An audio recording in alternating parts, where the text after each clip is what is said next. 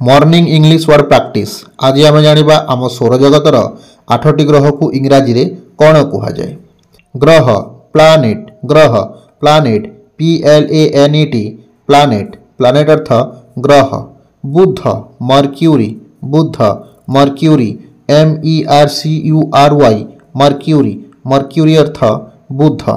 शुक्र भेनस, शुक्र Venus VENUS Venus, Venus अर्थ शुक्र। पृथ्वी अर्थ, पृथ्वी अर्थ EARTH अर्थ, अर्थ अर्थ पृथ्वी।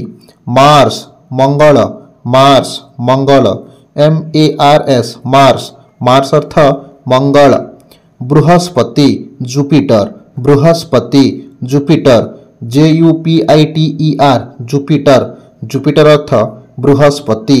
शनि सैटर्न, शनि सैटर्न SATURN सैटर्न, सैटर्न अर्थ शनि। इंद्र यूरेंस, इंद्र Uranus URANUS, urens earth Indra. Varuna Neptune, Varuna Neptune NEPTUN Neptune, Neptune Earth Varun.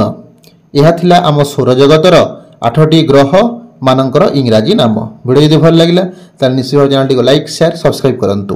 Thank you.